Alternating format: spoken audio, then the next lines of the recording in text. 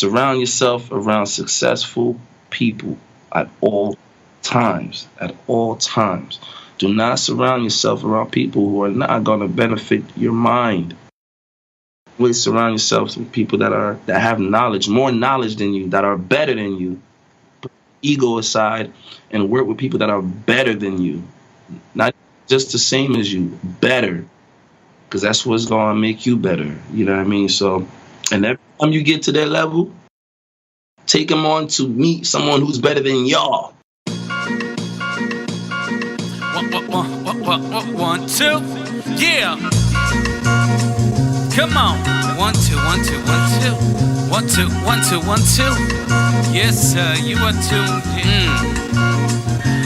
This is for the SB1200, ASR 10s and NPC heroes. This is for the crate digging, loop getting, sound manipulators, the Fruity Loop reasoning machine innovators that pump the bass and frequently freak the kick in a stand till it slaps in your speakers. The sound providers that make sure the song is tight. Shout out to the producers, Beats grinding live. Shout out to the producers, Beats grinding live. Welcome to the Beats Grinding Life podcast with your host Siren, a weekly interview podcast with inspiring music producers, where every week you will learn from a different music producer how to potentially take your music career to the next level. Today's episode of Beats Grinding Life is brought to you by Audible. Get a free audio download and 30-day free trial at beatsbooks.com. Over 180,000 titles to choose from on your iPhone, Android, Kindle, or MP3 player. Some recommended readings by past Beats Grinding Life guests like 48 Laws of Power, 7 Habits of Highly Effective People, The Secret, Tools of Titans, and The Song Machine are all available with Audible. Once again, go to beatsbooks.com to get your free book.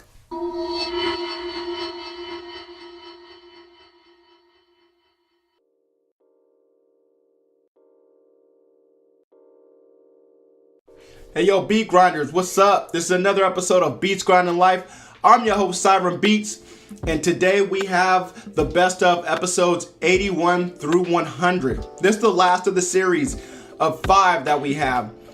We've been doing this from episode 1 all the way up to now. We're covering 81 through 100, and I can't wait to get through this. I'm sorry that I've brought you guys these episodes in an untimely fashion. No excuses, so I'm not going to lay them out on you, but just know we're here, we're finished. I can't wait to get done with this because we're starting a new year. 2019 is coming up, and I got some crazy stuff planned for you guys. And yeah, so let's get into it. Without any hesitation, we're going to start right now. This is a podcast for producers.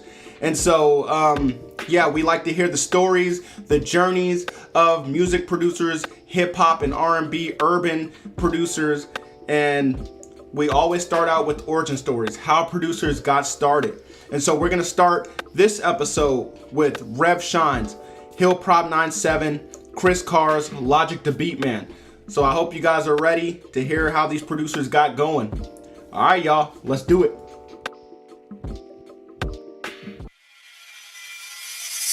I love the story.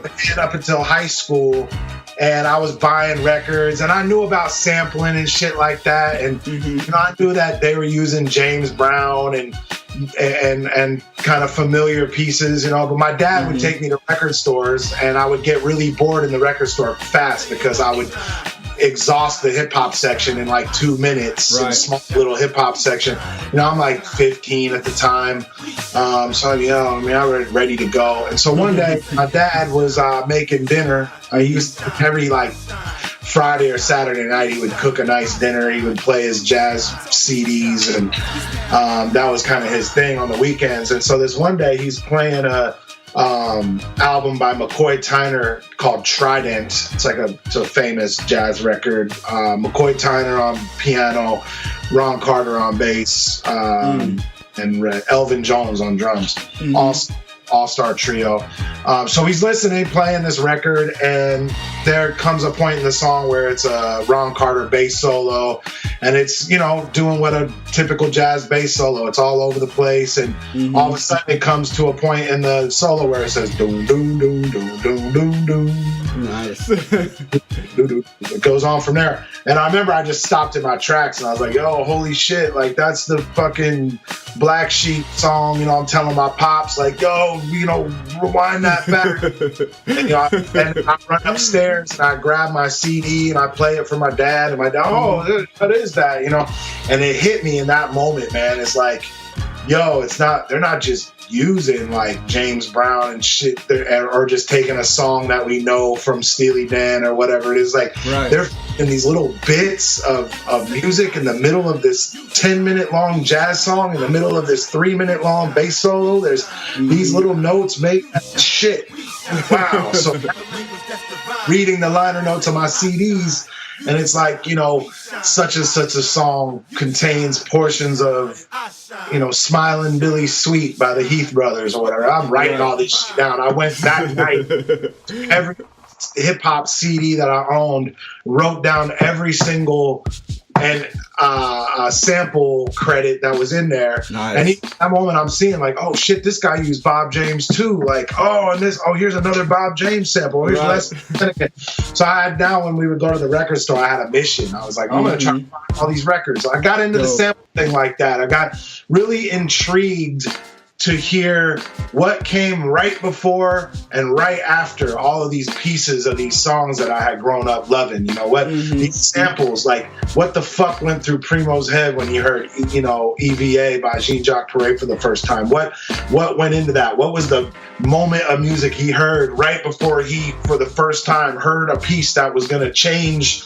hip hop and be some shit, you know, some kind of discarded piece of music that all of a sudden now is breathing life into shit 30 years later, man. And that just opened me up, man. And, you know, from there, you know, just learning all this shit, then, you know, I'm buying Ahmad Jamal records and I'm like, oh, this is dope. Nobody sampled this part yet. And starting to sample, and, you know, that's how that's really like the evolution of it for me. Well, I originally started getting into music after I finished primary school in Jamaica. I guess you guys call it elementary school here. After I finished primary school, my dad got me a keyboard. Dope. And I remember one of the notes didn't work. The middle A didn't work on the keyboard. I kind of thought the bug, man. Like, I just used scales up and down literally for hours. I used to practice scales like from morning till night. I used to practice, and from there, I just started playing keys at my church. I started playing drums first, as a matter of fact, but I fell in love with the keys after that. Dope. From there, I remember my brother had like a cracked version of FL Studio on his laptop. That was when FL was just starting to pop, you know what I mean? That stuff was like, I think at the time, Soulja Boy had just made like crank that with FL Studio. Yeah, that was the time. Exactly. And it was just like I don't know, every kid had FL. Even if you weren't in like music, when I was growing up in Jamaica, every kid either had virtual DJ or nice. My brother had it on his computer and he just showed it to me, and from there I made like I started. That was the new thing, man. That was what I spent my entire day doing, and it took me a week to make my first beat, or weeks to make my first beat. And I remember bringing it back to school because I used to play with the musicians for the school choir and the school band or whatever. So I strung the PA system at school at the time, and I just remember everybody going crazy at the beat. Yo, it was just there's no way to describe the feeling that caused like see like a whole room full of people, like maybe like 10-20 people in the room. Wow. Just went crazy, and from there I caught the bug, man. Like, I was 15 at the time, and I never stopped making beats ever since then. I still have that first beat. Still got it, huh? Still have it. Yeah, man, I want to know how did it start for Logic the Beat Man? So production in particular, I'm like, music was instilled in me from like a super young age. Like, my dad is a DJ, still is a DJ, and my mom was an MC. So like that should give you a little bit of background. Like they got video of me 2 years old, like scratching records. Like, Nice. Yeah. Okay. So I'm like, from a young age, music was always that thing that it was like, all right, this is what my dad is doing. I'm trying to be like my dad. Right. So I got to learn how to scratch, and DJing is how I really got started. When it came to production, I tell this story all the time. It was in high school. Wanted to be down with this rap crew so bad, because back then I was like rapping heavy. I still rap now, but back then it was like super heavy. Okay. And wanted to be down with this crew so bad, and they was like, yo, we're gonna come pick you up for a studio session, blah blah blah blah blah. And I'm like, cool, bruh. It's been like however many years later, and I'm still waiting for them to come pick me up. I mean, so ever since that day, I was like, you wanna know something? I'm not gonna rely on nobody else for anything. Like, I'm gonna teach myself how to produce, I'm gonna teach myself how to engineer, and here we are today. All right, y'all, that was Origin Stories. We all have our own personal story of how we got started. I just shared 3 producers, Rev Shine, Logic the Beatman, and Chris Cars. I thought that those 3 stories were pretty cool to put up on the episode. Hopefully you guys can relate to those. I can relate to each and every one in some way. But moving forward, we got setbacks. We got failures.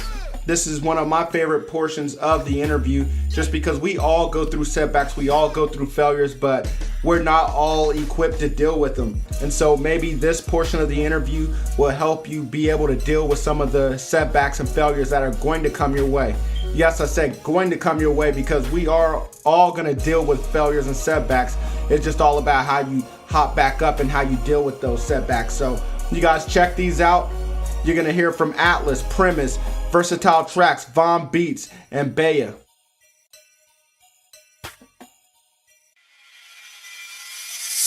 No doubt, man. Well, I mean, we would be on the podcast all day if if I told you everything. So right. I'll say a few, man. I'll definitely say a few. But the one that really sticks out, I would say once I first moved to Atlanta right after college, like I said before, I didn't have a plan. I didn't really, I didn't really know. I knew what I wanted to do, but I didn't. Right. I didn't have the. I guess I didn't think about everything that came with it. So when I moved here, I was broke, and I had got an apartment, and I had a roommate, but I was trying to find work at the same time, because I wasn't getting paid for any of the music at that time. So it was a real struggle. I got to the point where I just didn't have no money to pay for my bills. So I had to move back. I had to fall back for a minute and move back home to Minnesota, where I ran my grandfather's dry cleaning business. And I was excited about that. I was happy about it, but I knew I wasn't accomplished yet, because I felt like I was, taking a step back, what I'm saying, by moving back to the crib. And, that was like, that was a hard time for me, I was still making beats, but I really wasn't making too much progress until like towards the end of that 2 years, where I started Beat Pharmacist. And I did that right before I moved to Atlanta. So, I mean, it's the same. Like, I've had drive crashes, computer crashes. I've lost music, but it's just all on knowing the purpose and, like, never compromising your faith and just like, keep going, like knowing that you're here, like I'm here for a reason, Right. Yeah. Like, I'm in this position for a reason. Like, I can't take that for granted. Dope. So, like, failures, like, as far as failures, like, I don't really think I've had any, like, failures, because that word is weird. Like, I've just had a lot of learning experiences. Dope. Just like, Yeah, no, definitely no, and that's why we asked that question, is because with failure comes an opportunity to learn, right. And so that's the whole the whole point of this is just you know, I mean, there's two sides of the coin. You can either look at it as a loss or you can look at it as a gain. I mean, listen, that's a very, very good question. And you know what? The way I feel about this is there's never really a setback. You know, there's never really super sad. It might feel that way to you, but it's going to open up more doors than you realize down the road. Right. You know, if I didn't, you know, one of the hardest things for me, again, was when the group broke up. I was traumatized. I cried, bro. I didn't know what to do with myself. You talked about crying, bro. I cried to sleep. Right, I can believe it. I did not know what to do with my life, okay? Right. But if that didn't happen, I wouldn't have met Illmind. Right. I wouldn't have met Father Duke. So I don't see it as anything as a loss. I see everything as a lesson. Nice. You see what I'm saying? And like, it might feel like a loss at the moment, but you know, it's like they say, when one chapter opens, when one closes, another one opens. And again, you know, through experience, I'm really, really starting to realize that, like, I don't sweat anything. I don't try to stress over anything. If one thing doesn't work, okay, cool. Well, all right, well, let's move over here and let's try this. And that's always what I've done, you know, throughout my career. You know what I'm saying? Is I've always I might dwell on it maybe for a second, but as I got older, I dwell less, and I just say, okay, well, what else can I do?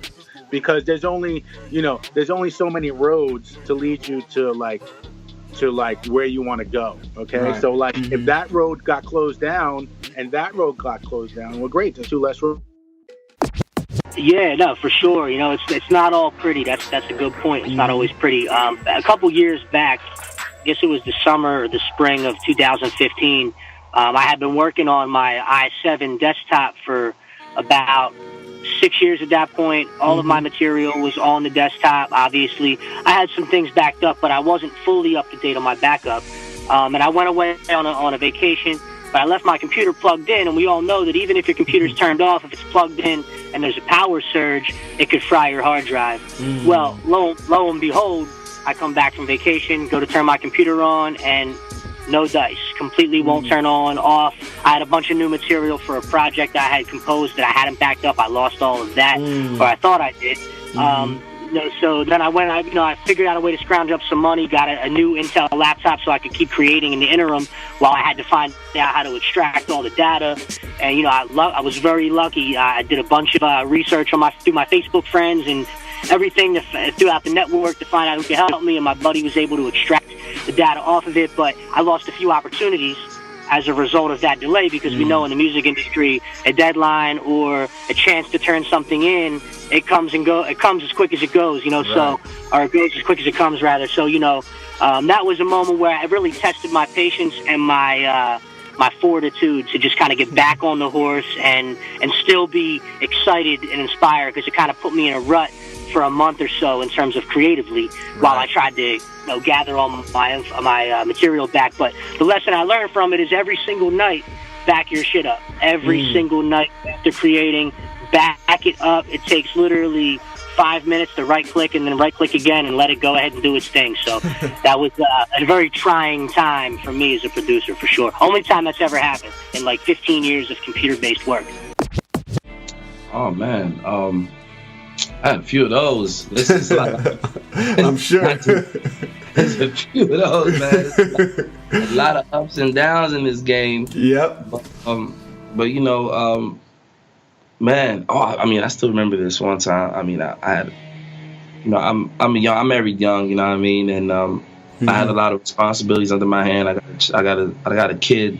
So when I had a studio, I invested a lot of my money and a lot of, you know, stuff into my studio, and I had car situations, and I needed to get my own car. You know what I mean? And the time was tough at the time, and there was no other way of me getting the extra funds I needed in order to get a car to make more. You know what I mean? And move and search for more. So I sold my stuff, man. So I was the game for a little bit, man, and it hurt. I sold my MV8000. You know, and you just straight up sold it or pawned it, or? I pawned it. Right. I actually pawned it. That's a great question. I actually pawned the MV8000 with intentions to get it back, right? Yeah, with the intentions to get it back, which I didn't. I didn't. I was upgrading at that point, but yeah, man, I sold it, and I was out of the game for a little bit. It kind of hurt me, you know what I mean? Because I didn't really want to do that, but I had to. I have responsibilities, you know, as a man, as a father, as a husband. So, you know, I just had to make that sacrifice, and it was like, you know what? It's not the end. I'll grind again, you know what I mean, and save my money and get it even bigger next time. And that's exactly why happened. You know, I ended up grinding and little by little built up, and now I have my own little home studio, which is, you know, nice and blessed. I'm blessed to have. So nice. Yeah, it was a nice little setback that I will always remember, but it was a blessing that it happened.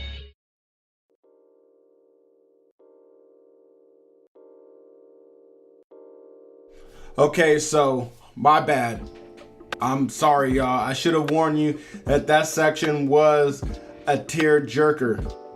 If you guys didn't cry, kudos to you. If you didn't get emotional, kudos to you. I don't know how you couldn't, just hearing that producers had to pawn their equipment, you know, or they had to move back home. Man, but that's part of the game, man. That's the setbacks that we have to take. And you guys, like I said, will have to deal with some of those setbacks, but you know, at least you know other people are going through them, and maybe that'll help you on your journey. So, all right, man. Well, this next portion of the interview is typical day. I feel like I'm getting better at structuring my days, my weeks, my months, and my years by planning just from hearing what some of these producers have to say. And I hope that you guys can do the same. If you guys aren't that great at organizing and are not that great at planning your day, your week, your month, or just with time management, then you guys should definitely check out what some of these producers have to say.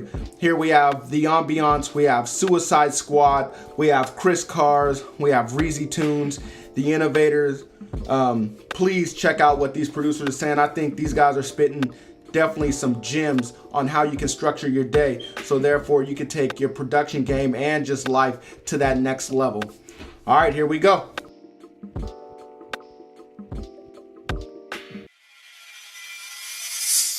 For me, I gotta go to the gym as soon as I wake up. You know, Okay. Gotta start off like with a positive, you know, attitude and energy. Yeah. So I do that. I get my coffee, and just get to work. Nice. Okay, I feel that. What about? All right, for me, well, I have some pretty long days, so I still currently have a 9 to 5, or 4:30 to 2. So my day starts pretty early. I'm up by like 3:30 in the morning. Go to work. I try to work, but I'm usually just writing down notes for the music, you know, as far as like business ideas and stuff like that. Right. As soon as I get out of work, so Mondays and Tuesdays, I link up with the guys and we just focus on the business side of things on Mondays, then music on Tuesdays. Wow. Then the rest of the week, I'm just working on music, pretty much. Either working with artists or just working on beats. Dope. Wow.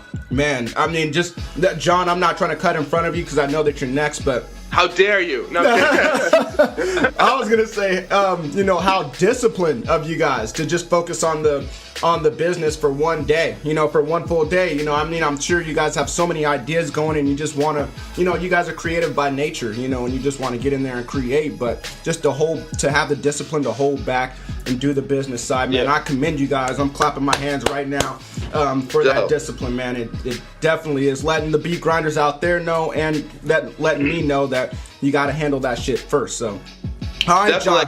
Our Mondays are dedicated like every week to kind of administrative work, like figuring out like what emails are being sent out, what emails maybe are adding to the people that we're sending out to. You know, making sure that getting our social media stuff together, making a plan for the week. Like if we have like an idea of like certain posts or certain scheduling that we want to do, like checking for any shows that's going on for the week, making sure if there's anyone in town that we might want to go see or get some beats to. You know, like basically just going over all the stuff.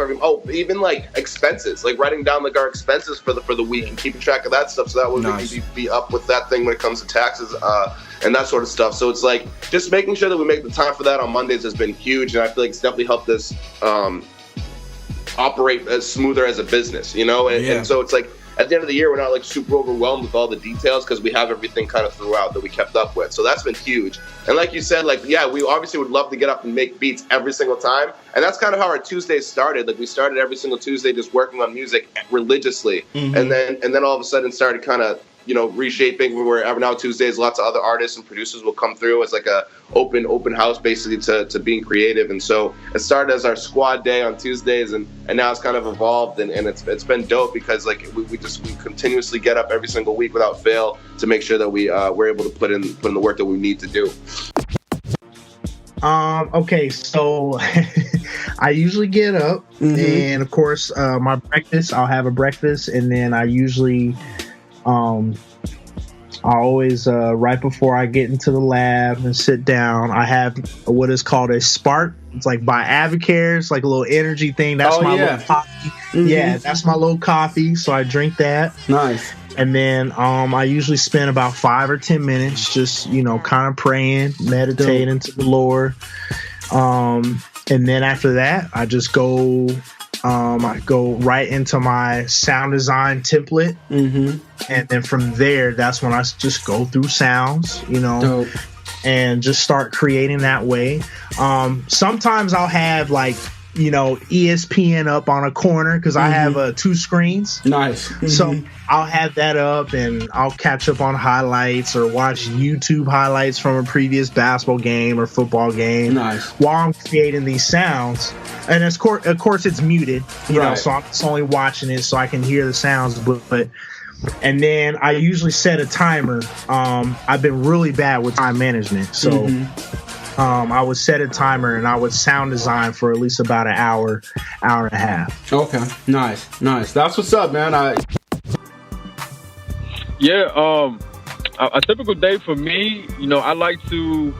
I mean, first let me say, planning is everything. I mean, nice. I know it sounds cliche, but I plan out my days, my hours. Nice. Every week, every day. So, a typical day. There are some days where, you know, I'm just making beats. You know, just stacking beats. And I think as any aspiring producer, I mean, you should be at least, I say in a week, you should, you know, at least have the 3 finished beats a week. You know, that should just be a regular part of your process. And then, you know, so some days I'm beats. There's other days where I'm just making sounds, whether it's kind of like crafting presets or just creating, you know, loops or stuff like that. You know, working with Sound Oracle, you know, we have different various projects. So, you know, I'm kind of like, you know, go-to guy when it comes to stuff like that. So I'm always, you know, kind of just churning them out and getting his approval on stuff. Nice. You know, like I said, we got a lot of projects in the, you know, in the works. So, you know, there's always something to do. So, nice. So I'll take days out of the week to just make loops and samples and stuff like that. You know, for producers and you know, up and coming beat makers and stuff like that. And then learning. So I'll take days throughout the week to just watch YouTube tutorials. Nice. And I think people really underestimate, like, I mean, even when I was in the studio with Ayo, I mean, he's an A-list producer. I mean, he was looking at a YouTube tutorial for something, you know, so it just kind of like, you know, showed me like, wow, you know, no one is above, you know, going on YouTube and just learning, you know, so yeah, I definitely take a day to, or a couple of days to just learn it and continue to get better. And I think that's, you know, never ending, you know, so. Yeah. So yeah, my days are kind of balanced between that and, you know, and of course balancing, you know, family, and, you know, I have a daughter as well. So, you know, just, you know, making sure, you know, I like to wake up early and kind of knock stuff out then and then use the evenings to kind of cool down and chill with the family. So actually 5 days a week, I have this part-time job that is very chill. It's actually at the airport. I just do it for the free flights, but I have an intensive schedule. I have to wake up 5 days a week, 3 in the morning to be there at 4 in the morning. But I like it because there's a lot of peace in that time. So around 5 o'clock, you know, they let me put in my headphones. They don't say much. and I tune into a lot of podcasts. Actually, this one here I stumbled across at that time. At this Nice. I'm doing that. Yeah, and I listen to a lot of motivational stuff, man. Like I listen to a lot of Gary Vee, Tony Robbins, because I believe self-development is everything. Yep. But every morning, man, is that for breakfast, and then I get off early and I just go home. I deal with my family at the same time while I'm making beats, and it just becomes a fun vibe. It's like almost every day. All right. To answer your question, let's see. I like to get started early, man. I find that I'm most productive in the mornings. Nice. So after like in the day and once afternoon rolls around, it starts to taper off for me a little bit. So right now I've been getting up at like 5:15, 5:30 in the morning here Eastern time, and just vibe out. Try to slowly warm my day up. Make sure I eat my breakfast, do my meditation and stuff like that. I wake up and I, send emails, make tweaking to my website, try to organize my schedule and stuff like that. And if I have any clients or if I have to go out to work, I then go. The key thing is for me, if I'm in like production zone, I want to get started making music or writing or arranging stuff by 9 o'clock. Because that's my peak productivity hours, between 9 and 12. I'm getting it, man. Dope, man. I take a nap around in the afternoon sometimes, because I always do, and I guess my body's used to it now, and probably like watch like a episode of a show or something. In the nights I always film videos, so I always make sure I pack my car up with my gear and just go out and jam out in a video and come back. Try to go to bed early, bro. I'm not a big fan of the team no sleep thing. Not a super fan of that. I love sleep, man. Right. With Chris and Dandria, they love working all hours of the night. I'm like, yo. Right. At like 2 a.m, they're still sending me stuff to work on. I'm like, yo, this is crazy. This is not my hours, Right. But once you're in the vibe, once you're working, like you don't feel tired. But I'm not a big fan of the team no sleep situation. By 11 o'clock, I have to go to bed, man. Like I can't get my solid 6 hours in. Okay, y'all, we're back. We just heard answers for the typical day. What some of these producers, how they set up their day for success. This was a great answer from. I love these answers that these producers gave us. We had the Innovator. He talked about how structured his day was. We have Reezy Tunes. He talks about how structured his week is. Same with Chris Cars, Suicide Squad. Their week is pretty much structured where they have just one day for business. So, man, I love these answers that these producers provide. I hope that you guys can take a piece of what they said, implement it into your schedule, and set your days up for victories. All right, yeah, well, this next portion of the podcast is secrets. Everybody has a secret that they have in the studio, but they don't really share. Well, some of these producers have secrets, not so secret weapons that not everyone may know about, but they don't mind sharing it with us. So we're going to hear from the Innovator again, Logic the Beat Man, Premise, Oh Gosh Leotis, the Ambiance. So yeah, here we go. That's another one of my secret weapons. Like, I'll just record stuff on my phone and I'll record it into FL and I'll make a beat out of it. I actually do it all the time. Nice, man. You definitely inspired me to do that. I was going through your Instagram and saw a video where you were just recording random stuff. And I don't have a field recorder, and so I saw your video and I was like, man, fuck it. I'm just gonna record some things, and I recorded on my iPhone. Dude, the iPhone mic's are actually pretty decent. Like I've made several beats with it, and yeah, man, you'll get some good sound out of it. Dope, man. Dope. That's what's up, man. Well, yeah, I definitely saw some things that you're recording, and made a pretty dope beat out of it, man. So you sparked inspiration in me. So thank you for that, man. No problem. A not so secret weapon. I want to say the access to YouTube when I'm stuck on something or I want to do something phenomenal to my beats, you know? Oh, man, I hear that, bro. Okay.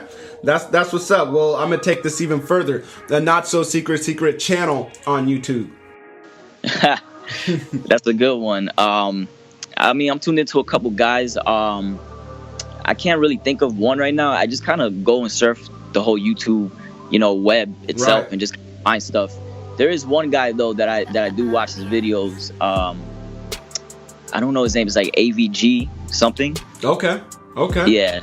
Yeah, I'm not familiar, but I might have to get familiar with that. So.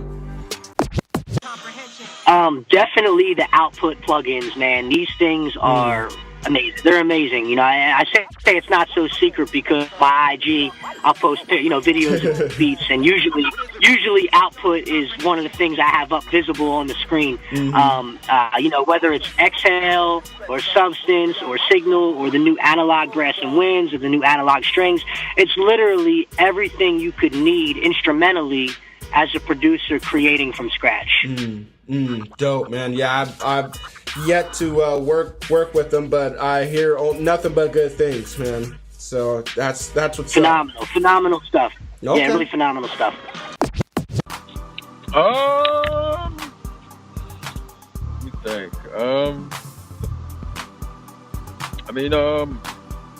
I use a lot of stock stuff that people. I'm an Ableton guy. Wow. I use Fruity Loops. I still call it Fruity FL and Pro Tools. I like everything gets bounced down into Pro Tools and mixed in Pro Tools and all of that. Nice. And but yeah, I lost my train of thought. Not so secret weapon. Oh yeah. I use stock, like a lot of stock stuff. So wow. I use in Ableton. I use the stock overdrive. Like a lot of people ask me like, how do I get my 808s to hit? I use literally the stock overdrive in Ableton. EQ is everything. I don't really use a lot of like EQ boosting or cutting like that, because it kind of tends to give phasing issues. But I use a lot of filters. So like for my 808s, like I duplicate my my 808. I'll duplicate it. So one track it's just the lows, and then another track is just the mids, and I'm because when you add distortion to an 808, if you just add it to one 808, you're gonna lose all your low ends. Right. So I kind of separate it with filters. So you got your mid and you got your lows, and I'll add overdrive to the mid, and the low I'll add something like R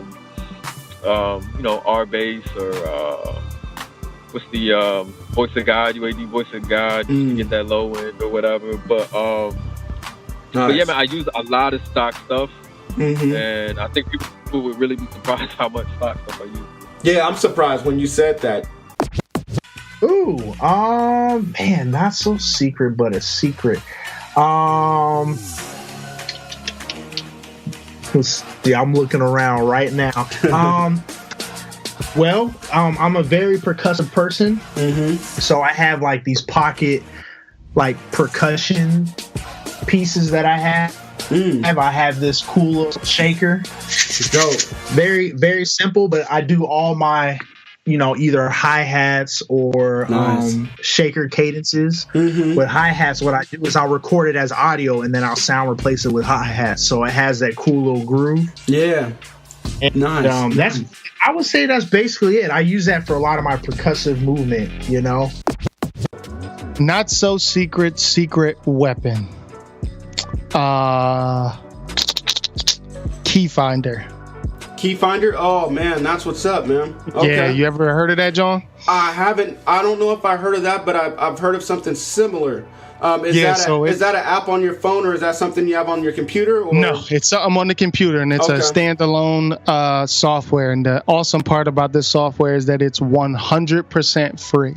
I've donated to the company because they definitely take donations, but it's one of those things where you buy a new drum kit, and if it's not from Splice and it doesn't have the keys of the 808s or the keys of the samples, I really use it on my 808s. You literally open the folder, open the program, drag and drop it in there, and it gives you the key of it, but you can set up the software to where it will write that key information on the file, so that when you open it up into your DAW, the key will be there. So when you drop it into whatever DAW you're using, whether it's Logic and you're dumping it in the EXX, Ableton and you're dumping it into a simpler or a sampler, you have that key information so that you can mark it in the right key, and then boom, you can get going and everything's in the right key.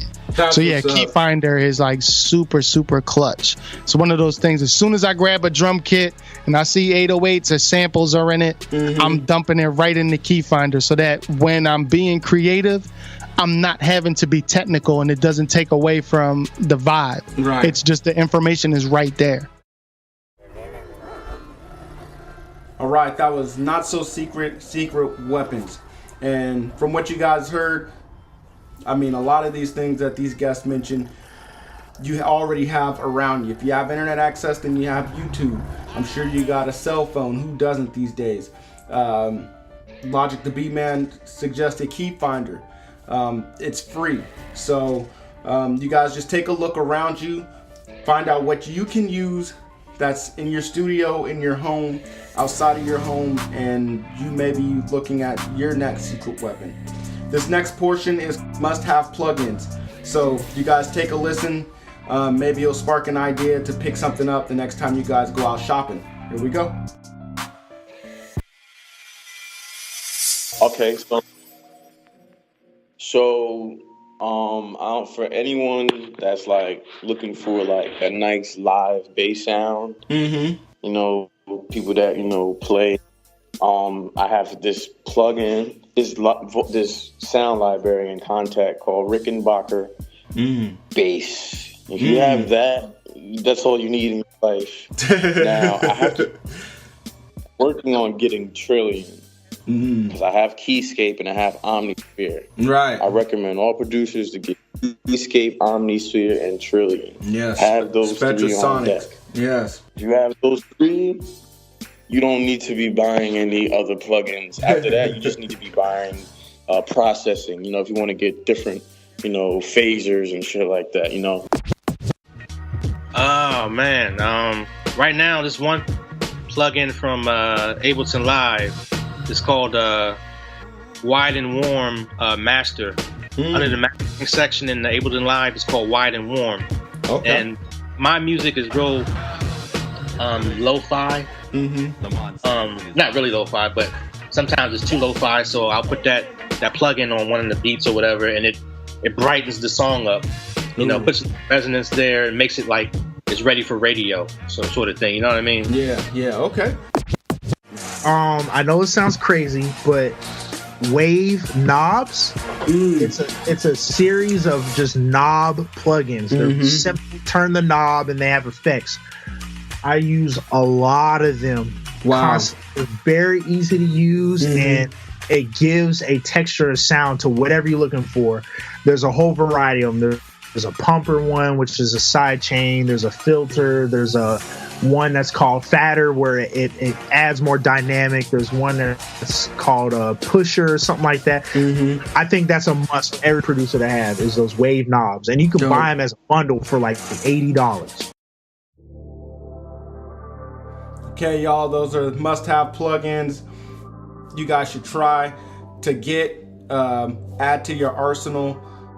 Yeah, if these guys are using them, and I mean, all these producers are pretty damn dope. If they're using them, you guys should definitely go out and get them. I know personally, the Rickenbacker I definitely want. I need all the Spectrasonic ones as well.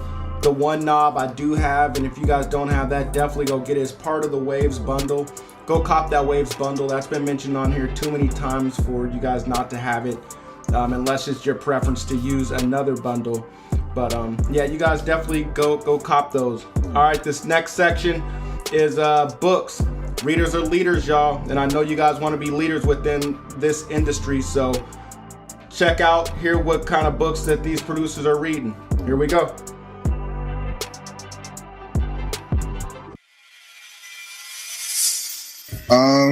Yeah, man, I have a few. I would say definitely read the Plain and Simple Guide to Music Publishing. You know, if you're really trying to do this, then there's no getting around the business and of the publishing. I would say two of the best music books I've read were the biography of Jimi Hendrix and the autobiography of Quincy Jones. Wow. Incredible books, man. And you know, of course, being top level musicians in history, you know, just kind of seeing their path and, you know, seeing how they approach music and the things they've gone through and what they've managed to accomplish. Hella inspiring, man. And I could name books all day because I'm a nerd, read everything. But those three came to mind. I think every producer should read As a Man Thinketh by James Allen Poe. Okay. Read that book. Autobiography of Malcolm X. Oh, nice. You know what I'm saying? Straight up. I'm feeling that one, man. Lived an interesting life, man, and wow, can definitely learn a lot from that book, also, man. Exactly. Anybody also can. the evolution. That's what this thing is going to be when you produce it. If you plan on it to be in a long while, to be in it for a minute, you know, you're going to have to, you know what I'm saying, evolve. You know right. Yep. So I'm gonna be honest, man. I don't read. Okay. I mean, I read books, but I was reading a book. Shout out to Mr. Jones. It's called "Ego is the Enemy." Look at it. Nice, man. Ego is the Enemy, and that's by Ryan Holiday, right? Yes, sir. Thank you. Nice. Yes. Okay. Yep. I have to finish reading that. You know, there's a book that I did read that I like. It's called Relentless by Tim Gover. Okay. Can you tell us a little bit about that? Yeah. So Tim Gover is actually, I believe it's him. He's a mentor for basketball players, or he was a mental and physical mentor for Michael Jordan and Kobe and Dwayne Wade. He wrote a book basically about how to perform at a consistent base at your most natural instinct. Okay. It's a great book, man. The book basically helped me be more consistent and about everything and just keep on going and pushing at the most hardest. That book was the book that got me going through my 9 months now with leasing beats, and I've been consistent and all these great things have been happening. So I got to give it up to that book. Listen, it's a book by Dale Carnegie. It changed my life. Nice. Okay. It's a book. His name is Dale Carnegie.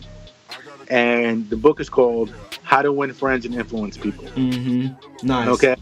And I would highly recommend everyone. The sales are about to go through the roof now because of this podcast. even though this book that's one of the most popular books out there. Right. Even though this book has been out, I mean, every 10 or 20 years they update it. But this book has been out. I believe it's been probably 100 years or something like that. Probably, but anyway, the book is called. It's by Dale Carnegie, right? How to win friends and influence people. Okay, and let me tell you, that book changed my life. Dope. Because I was a guy. After reading that book, I said to myself, I'm really mean and I'm an asshole. Literally, I read that book and it changed the way I interacted with every single person. Now, people who hear me on Blap Chat during Blap Book Crap probably still think I'm still that way. Right. But they got to understand, I mean, people are signing, when it's Blap Chat and it's Blap or Crap, then that's what you're going to get for that. That's what it is. But, outside of that, that book, let me tell you, man, that book changed my life. Changed the way I talk to people. It changed the way I physically hold myself around people. Nice. It changed the way I act when I walk in a room. You know what? This book, man, The Bedroom Super Producer. Okay, that's what's up. Yeah, I got that not too long ago, man. Shout out to AG, Cooler Than AC. He's the one who put me onto this book. And very, very, very, very good book. So I read it. That's it's like a producer Bible for anyone who's listening, man. I'm telling you, you get this book, it really breaks down The secret oath to join an elite order of composers. Quit your 9-to-5 and earn 6 figures. Every producer should read. I gotta look up the exact title because I haven't read this book in a while. One sec. Yeah, What is the name of that book? All right. It's Crush It by Gary Vaynerchuk. Nice. Okay. Very familiar with that book. And he just released Crushing It. Yeah, I haven't gotten that one yet, but that Crush It book, that thing was a awesome. That was when I first got introduced to Gary, and his books, all of his books, the Ask Gary V book, the Crush It book. I'm definitely gotta grab the Crushing It book because I'm like, all of his stuff. The thing I like about Gary is he's very direct. Yep. He doesn't beat around the bush at all, even to the language that he used. Like it's very real. Right. And he puts all of the responsibility on you. Right. And I love that about him. So yeah, Crush It by Gary V. All right, you guys just heard some great book suggestions from some of the guests on this show. Some really, really good books that I would also suggest.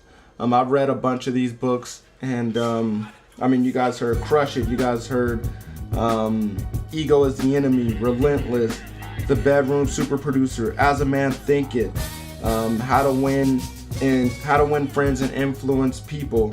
All those are great books. I think all of those are books that are necessary reading if you're trying to get ahead to another level, if you're trying to win in life. And I just want to extend an invitation to you guys. You guys can get one of these books for absolutely free, an audio version. If you head over to beatsbooks.com through audible.com, you can get a free book of your choice. All you got to do is sign up for a membership. If you guys cancel within the first month of that membership, you pay nothing. So it is well worth it to go sign up and go claim your free book absolutely for free. All right, y'all, this next portion is album suggestion. What should you be listening to when you put on Spotify and iTunes next? Check it out here.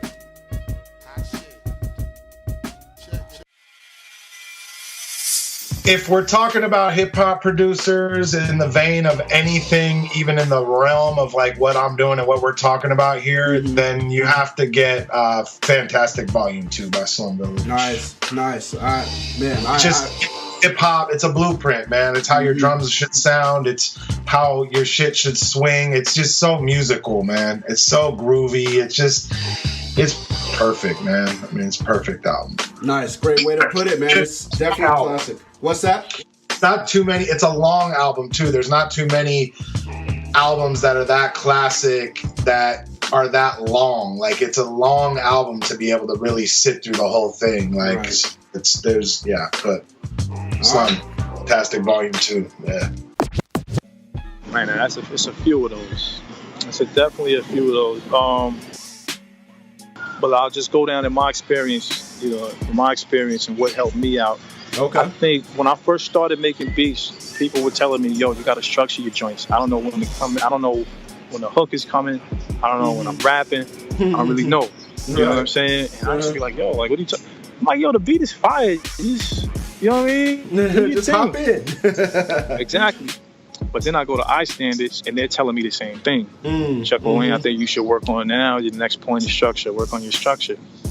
So I took it to heat. I'm like, okay, so many people saying it, it must be true. Right. So I sat down and I listened to Chronic 2001. Yep. And the Sonics on there is exactly. Sonics on there is crazy. Right. You know what I'm saying? You can listen to that album for a lot of different reasons. You know, for the sonics, the frequencies, but also the structure, how you structured those beats. You know what I'm saying? Right. And I could probably say to this day, I still structure based off of how those beats were structured. Nice. You know what I'm saying? I've tried different things, now, but for the longest, I was just following this one specific format, that I learned from there. Right. So yeah, that's one album. Okay. When we just talking about just for pure technique. Another album people probably don't even realize, but Only Built for Cuban Links. Nice. Only Built for Cuban Links. Now, Riz is one of my favorite producers. Yep. You know what I'm saying? Same But what here. people don't exactly. But with RZA, when I first started listening to RZA early, I was like, this is the early 2000s. So this was when everything was syncopated at that point in time. Uh-huh. You know, the sampling was kind of dying down, and even the main people that was sampling, like Ye, Blaze, a lot. I don't remember hearing too many of their beats and patterns unquantized. Right. Everything was super on beat, clean, all that. You know what I mean? Mm-hmm. But so when I'm listening, I'm coming up on, I'm like, yo, it was hard for me to get into because I didn't understand it, you know, at that time. Right. You know, but as I went back, I'm just like, yo, this dude's genius. Yep. Because for one, he's doing, first of all, he's giving you the natural feel. Everything don't gotta be super on beat. You know what I'm saying? So with RZA, he takes a lot of chances. You know what I'm saying? So when you listen to his style, as long as he's taking stuff from a lot of different places, you know, i.e., it's the joint with him and Ghost, with Ray and Ghost, Criminology. Okay. Ding, ding, ding. You see, like he the way he's chopping points at, right? Like he's not always chopping samples on the 1, 2, 3, or the 4. Right. He may chop a sample in between. You know what I'm saying? Because if you listen to that sample, how it, you know, the original sample, put it on the ding, ding, ding, like it's different. You know, he chopped it. He didn't just take it and just loop it. Right. And also where he chopped it in a whole different place where you probably wouldn't expect somebody would chop the sample at. Right. You know, and then he goes to another song, you know, for the hook part, you know, he sampled something else. You know what I'm saying? It's like, wow. And a lot of the stuff that he was sampling, like with the bass lines from that album, you know, bass lines of some other records. Right. You know what I'm saying? And he's taking small little bits and pieces, you know. God, I don't know. I mean, it's hard to really tell anybody to listen to. You know, I feel like it depends what the ultimate aim is. You know what I mean? There's albums that I feel like people should know about if you're into hip hop. There's you know, like say like AT Aliens or you know, Infamous Mobb Deep or Only Built for Cuban Links or you know what I mean? But I don't know, it's like shit. There's so many, you know, there's so many answers to that question. I can't really think of any. Right. Like, right. Well, I mean, you know, it wasn't even just limited to hip hop either. You know, it could be, you know, in any album. But I mean, I like you said, I think all three of those albums are definitely albums that, you know, if you're making hip hop music, you definitely should be listening to. So. I mean, all of those changed the culture, you know, of hip hop. Yeah. So, I mean, you know, I'm influenced by a lot of different stuff. I mean, I like a lot of the older records, like a lot of older stuff. Like I'm really into Brazilian music. Yeah, I mean, I like gospel music. I like a lot of old soul. But like specific albums, I mean, there's just so many specific albums. Yeah. that I, you know, want people to listen to, you know. I feel that. You know, I can't really think. Okay, man. Well, I mean, I think you gave us a great start. You know, definitely those three albums that you named, and then also, you know, you said Brazilian and gospel. You know, obviously, you know, it's influencing you in a major way. So, you know, maybe the beat grinders out there listening and myself, you know, will listen to expand. You know, there's people that you can look out for. I mean, you know, Low Borge, Tim Meyer, you know, João Donato. You know, there's a ton of people like that. Nice. You know, they're all. Yeah, some of them are. You know, they're people will be up on certain ones. You know, Arthur Varakai, obviously, people are up on that. He has the one album that's been sampled to death, but obviously very rare and fucking dope. Nice. Yeah, man. There's a lot. Well, That's more than a great start right there, man. So thank you for that, man. Thank you for blessing us with some of those artists. A lot of those I've never even heard of. So, I got some homework to do. I got research to do, man. Well, so. you know how it is, man. Like nowadays, like I'm always looking for, I'm still digging, but I'm not really digging for like the sample. I'm digging for stuff to listen to, right. for stuff to inspire me. And definitely Brazilian music and gospel music has a lot of stuff. There's still like soul records that come out. Like right. there's still there's modern music that comes out that's great to me too, man. That King Gizzard and Lizard Wizards, that they're fucking sick. They're a band from Australia. They do like psych rock. Let me think, who else? Krangbin. That's a group they're from Texas. They make they're also kind of on the psych rock kind of vibe too. Like real back. Kind of sounds like it's been made in a desert. Okay. Nice, man. Something from a Quentin Tarantino film a little bit. That's dope, man. All right, y'all. I know that was a lot to digest, but those are some albums that I think you guys should definitely listen to. After listening to those episodes, I listened to some of the ones that Butcha mentioned just to get some inspiration. I was already familiar with Cuban Links and AT Aliens and Slum Village's album. So, but you guys got Tidal, you guys got Spotify, you guys got iTunes. I'm sure if you don't subscribe to those, you guys got YouTube. But yeah, you guys check these albums out. See what you can get from them. See how it can take your game to the next level. We always got to study up on music, present and past. All right, this next question here. What if you lost everything you had? What would you do? What would you do if you lost everything except for $1,000 in your knowledge? Well, the guests that come on this show are always faced with this question. They always struggle, but it's great to hear what they have to say. You guys check it out. Here we go.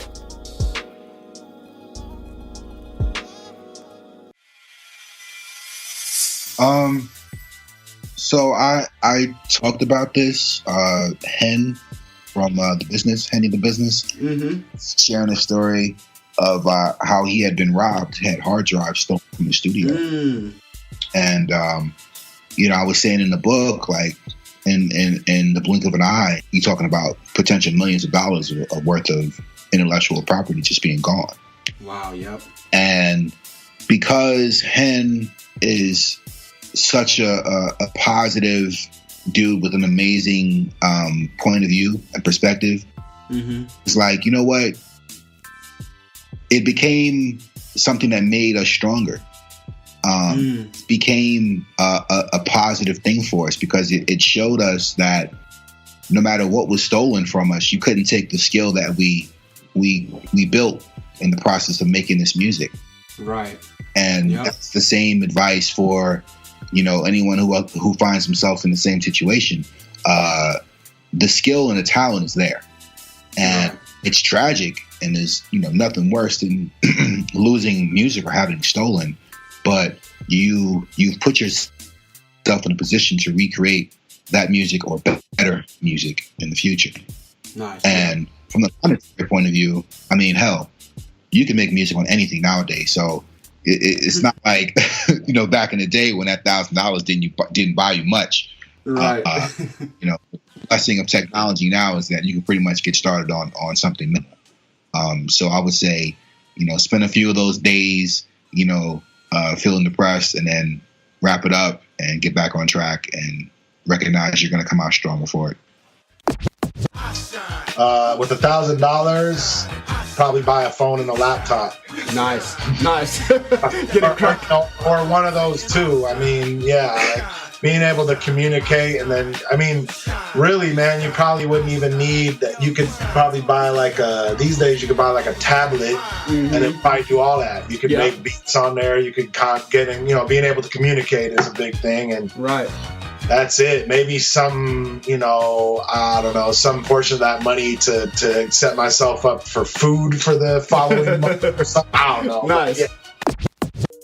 honestly couldn't say that right now on radio or on this page. You don't want to incriminate yourself.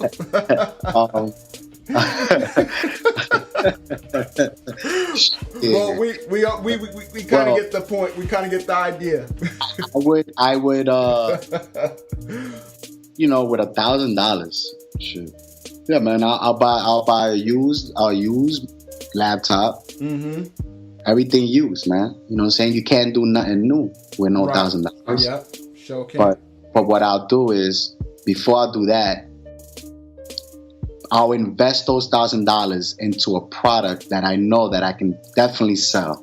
And I would invest that into that. I would invest the money into that and brand it, market it until I reached my goal on what I need to buy to make more music. You know what I'm saying? Yeah. So I won't just do something in the music and, you know what I'm saying? I'll do something outside of the music just so I can keep me up. Whether it's t-shirts, whether it's stickers, something, you know what I'm saying? Hats, something. I'm customer service, man. That's me. I've been in customer service all my life. Damn.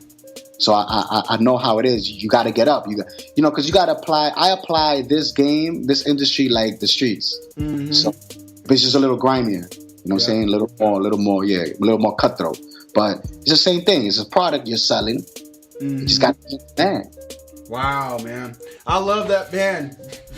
Bringing the heat, bro. I mean, I love this answer, man. You just gotta upsell it, man. You just gotta upsell.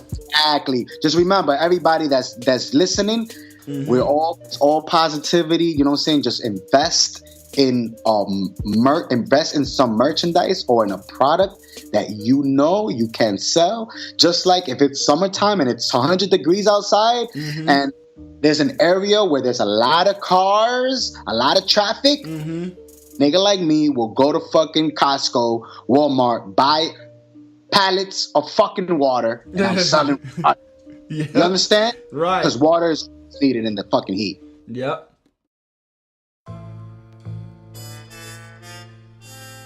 All right, I know that was a crazy question.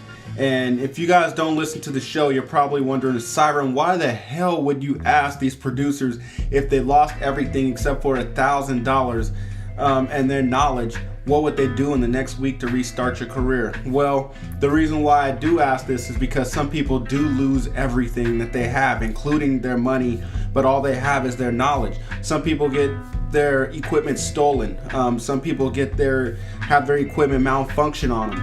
And then there's some people out there that want to become beat makers or producers, and they want to know, hey, with $1,000, what can I do to get in the game? What can I do to start producing and making music? So just provide these answers so that you guys will know where to turn if you guys are in this situation. So up next, this is usually the most informative part of the interview. I ask each producer to give the best piece of advice that they've been given over the years and the best piece of advice that they have for us beat grinders.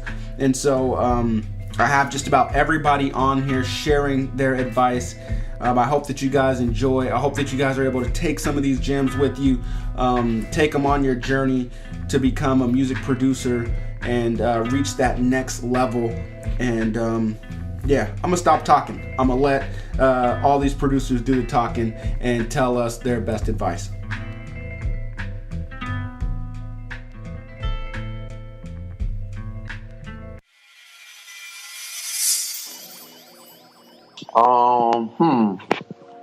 Piece of advice that I've received.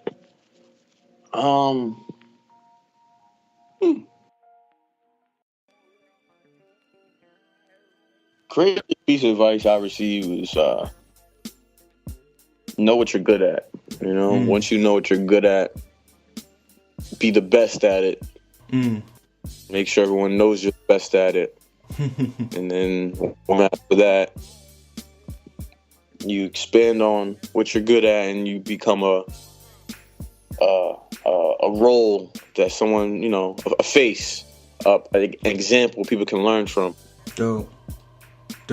Nice. One piece of advice I would give is you know, only way to make it is like never stopping. And that can be very hard to like understand, but like you're gonna want to stop. That is a feeling you are going to experience no matter what field you're in.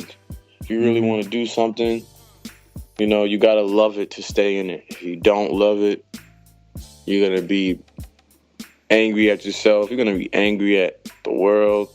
Just understand what you're getting into, you know. Just love it, so don't take it personal, you know. It's hard to not take it personal. It's the music business. Your feelings don't matter in business, you know. Right. So that's what you gotta understand.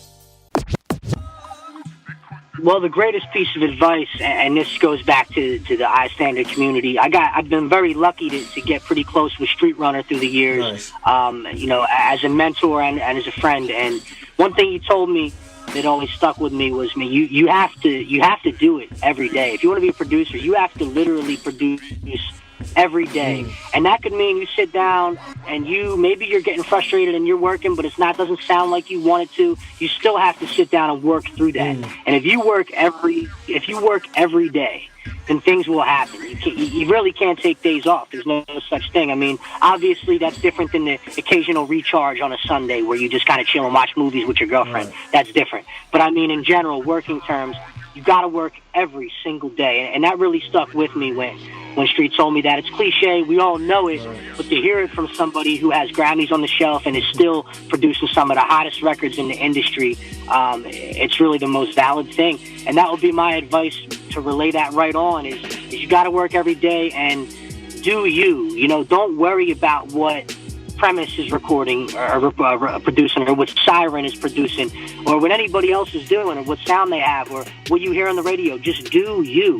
And if the quality is there and you got your levels right and the energy is there and the emotion is in the music, your passion will come through the speakers and people will remember your work. Nice, man. Let's see. Be patient. That's a key. That's a major key. Be patient. Be thankful. Let's see. Network. Make sure you get your business in order. Make sure you know what you're getting into. Do your research before. Don't just get out there saying that you want to be a producer and work with all these big artists, and you don't know what you don't got your business right. Man, keep a small circle, man. Find some like-minded people that that's on the same hustle, that's on the same grind. People that's gonna motivate you to stay consistent and man, definitely your circle is important. You don't have to have a whole bunch of, you don't have to have a huge team, but find you a couple people that believe in you and yeah. One quote that I always live by and I love it is the good, better, best never stops to rest until the good is better and the better is best. And what that basically means is consistency and endless motivation. And it all starts with personal development. Like, you got to know where you want to go, who you want to be in this life. And, even question yourself, is music really for me? And I questioned that myself a couple of times, and to obviously see already, like, yeah, it really is. And the way things are working out. So I would say, just become the best version of yourself that you can be. That's going to get you far alone in music and everything in life. Great piece of advice that I received.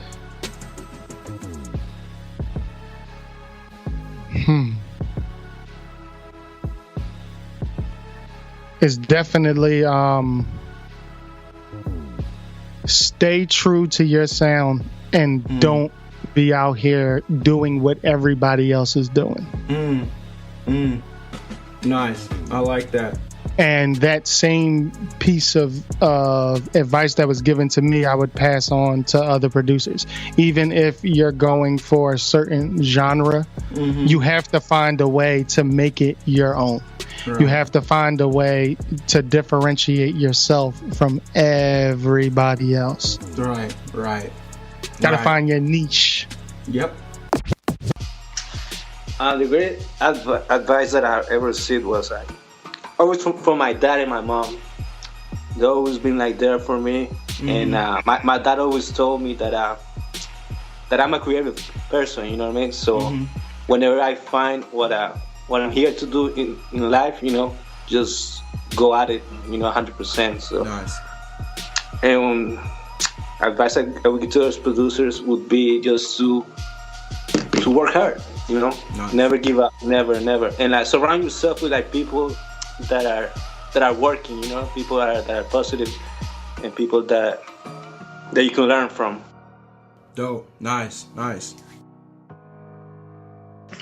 All right, so for me, I'd say both advice that was given to me and advice I would give is trust your gut and believe in what you're doing. Because a lot of times you're gonna have a lot of different people coming at you, telling you what to do. Whether they feel it's the right thing for you to do. But at the end of the day, it comes down to how you feel and whether you believe what you're doing is the right thing to be either pursuing or whatever it may be. But yeah, it comes down to that. Just trusting yourself. Nice, dope. I'd agree with definitely with both those guys. Like what they said. Like I think, but you have to definitely. It starts with you first and foremost. Like if you don't have faith in what you're doing, then it's gonna show in everything you do. So like you have to believe in that, and obviously it's gonna waver at times, because life isn't always perfect. But you got to know in your heart of hearts that this is what you were supposed to do, and that you're on the right path. So like definitely self belief is everything. But also like I think it's like in anything you do, whether you're a poker player, whether you're working, whether you're driving for a living, whether whatever it is, you got to be the best at that. And so what that comes with is learning everything, like learning. If you're like, I know people that play poker professionally or whatever, and or whatever cards, let's say, and that literally all they do every day is read poker books or study numbers or different the ratios or different betting schemes. It's like you'd be dumb if you didn't do the same thing with anything that you're pursuing in life. So it's like when you're pursuing music, some people are just like, I just want to create and have fun.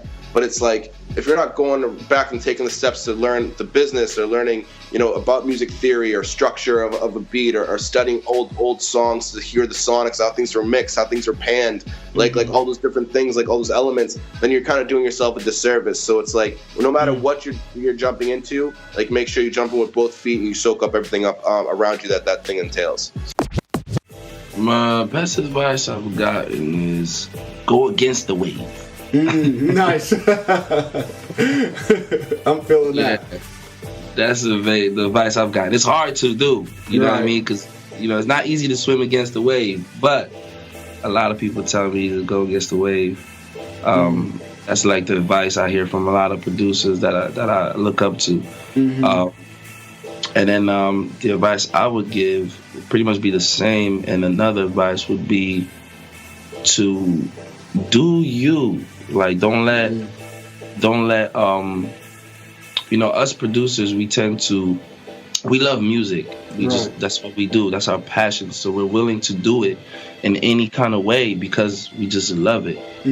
But at the end of the day, don't let either artists or people in general manipulate your thought process into leading you on to do something that's not really gonna benefit you. Right. So just focus on what you want to do, and everything you step into, look at what's gonna benefit you first. Because if you don't, people will take advantage of that. You know what I mean? It's just gotta make sure you look at everything if it's gonna benefit you. If it ain't gonna benefit you in any kind of way, I wouldn't really put any time on it. You know what I mean? But if it's gonna benefit you, you know what I mean? It's a 50-50. It's a couple. It's like a marriage. You know what I mean? Right. It's 50-50. You know what I mean? If I'm gonna get into something, it's to help you, but you gonna help me too. You know what I mean? It goes both ways. If you feel like it's not really there, then don't get led on to something that's not gonna be real. So just always follow real. That's really what I want to say, because there's a lot of this is a shiesty game, people. Right. That's so true, man. Greatest advice. Greatest advice from my gal: don't become obsolete. Something that Dre told me. Dre told me that the swag is in the hi-hats. That was a very special key. Wow. Because it's so true. Talk about something that's in plain sight. I mean, we all hear hi-hats, but that's not something that we focus on, but it's just as important as everything else. Exactly. Wow. The energy. The energy really comes from the hi-hat. Like, if you could do like a drum pattern, like however, it's the most simple drum pattern, but like hi-hat's gonna give it that feel, like how it's supposed to, you know. Wow. So the best advice I give to everybody is, on top of everything I said, believe in yourself, have confidence, believe confidence, and trust the process, man. You know, there's no elevators. There's no elevators in this shit. You know, there's no escalators. You know what I'm saying? Gotta take them stairs. Take them stairs, man. There's levels to this shit. So, at one point you might think you're whack. You know, you might be. You might. The advice I would give to the beat grinders is, just have fun with it, man, and just be original, man. Don't, it's all gravy to be inspired by someone. You know what I'm saying? But don't emulate, because obviously we got a lot of music out here that sounds the same. Right. Because it's almost feeling like we at where the culture is right now, the hip hop culture is, the thing is they sound like people. Right. And that was never cool, especially back when I was coming up. That was obviously called biting. And there's nothing wrong with, being inspired by the music that you hear. But you have to kind of be original and put your twist on it too. Right. Yeah. You know what I'm saying? Yep. Cool. Make it, and you gotta, everybody got their own look. It's only one you. You know what I'm saying? So you gotta figure out how to, find your voice in the music. You can't, be using 808s and 808 drum kits just because everybody's doing that, because you think that's the thing to do. You following, you're a sheep. You got to say, you know what? I'm not going to use that 808 snare. I'm going to use this 707 snare. You know what I'm saying? Right. Something different. You know what I'm saying? Do something different, man, to change, to change the face of music, because, music evolves, man, and you should be one of those people that helps the music evolve and change and, be great.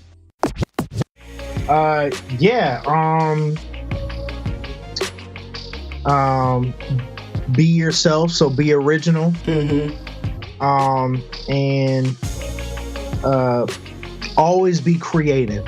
I feel like there's no such thing as beat block or producer block or writer's block, because I'm a firm believer, like we are for sure creatives. So it doesn't always have to be creative music. Like maybe go outside and think creatively. You can always think creatively. You can draw. I don't know if anybody's a drawer. Like, just pick up a pen and just start drawing. Like, find something you like to draw and draw, or build things. Do something outside of music creatively. Just always keep creating, thinking of ideas. Do voice memos. Nice. Any idea that comes to your mind, try to lay it down, so when you come into the studio, you could do that. Or like I said, sound design, like that you're also you're developing your sound when you sound design.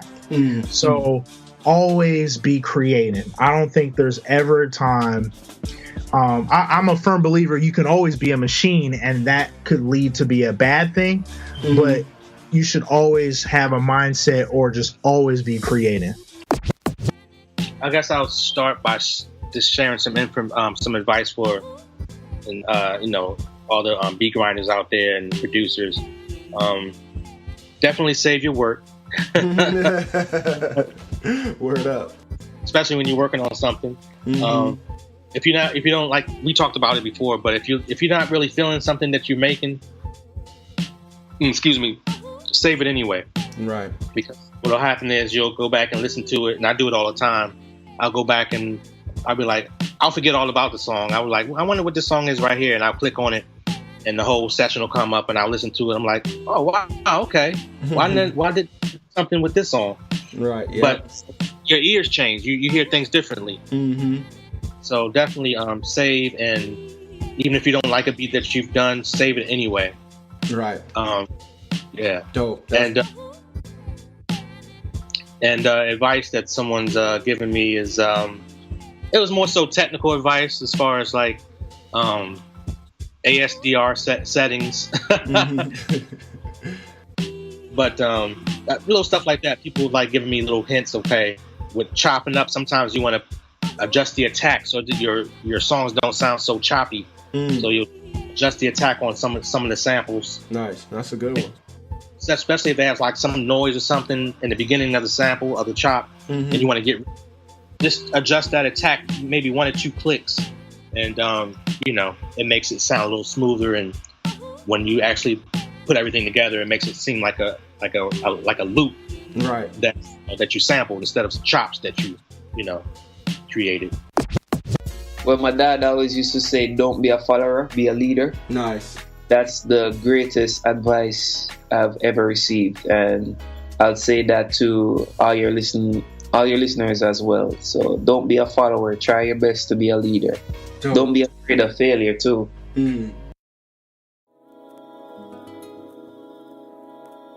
All right, Beat Grinders, we have reached the end of the show. I want to thank you guys for tuning in to another episode of Beats, Grind, and Life. I truly hope you enjoyed it. I know I enjoyed doing this, and I hope that you gained something that you can apply to your production. If you did find this episode of any value, please tell your producer buddy next to you or across the street or even across the world what this podcast meant to you. Also share it on social media and let me know on social media what this episode meant to you. You can hit me up on any platform, Beats, Grind, and Life, at Beats, Grind, and Life.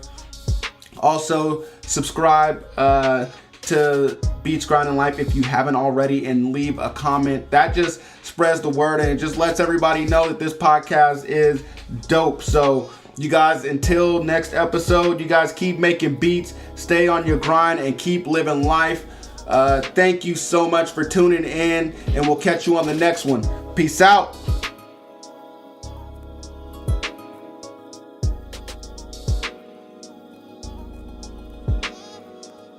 Here at Beats, Grind, and Life, we want to thank you for listening to another episode. We want to know, what were your biggest takeaways from this interview? Just go to beatsgrindandlife.com and leave a comment on this episode's show notes page. Also, while you are there, go subscribe to the podcast on iTunes. Just click the little button that says subscribe. If you could, please leave a rating and review. Rating and reviews are the best way to show your appreciation because it helps more people find out about the podcast. So until next week's episode, keep grinding.